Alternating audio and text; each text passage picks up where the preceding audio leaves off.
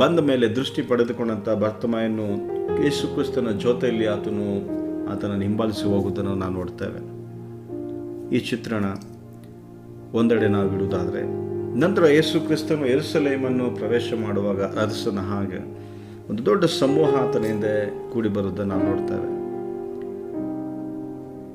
ಈ ಗರಿಗಳ ಹಬ್ಬ, palm Sunday ಅನ್ನುವಂಥ ವಿಶೇಷವಾದಂಥ ಈ ಸಡಗರದ ಆಚರಣೆ ಬಹಳ ವರ್ಷಗಳಿಂದಲೂ ಕ್ರೈಸ್ತ ಸಮುದಾಯದಲ್ಲಿ ಇದು ಆಚರಣೆಯಲ್ಲಿದೆ.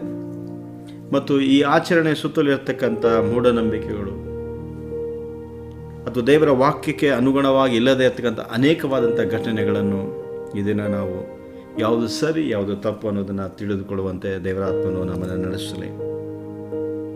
ದೇವರ ವಾಕ್ಯದಲ್ಲಿ ಬರೆಯಲ್ಪಟ್ಟಿರುವಂಥದ್ದು, ಬರ್ತಮಾಯನಿಗೆ ದೇವರು ದೃಷ್ಟಿಯನ್ನು ಕೊಟ್ಟ ಹಾಗೆ ಈ ದಿನ ಅನೇಕರ ಕಣ್ಣುಗಳನ್ನು ದೇವರು ತೆರೆದು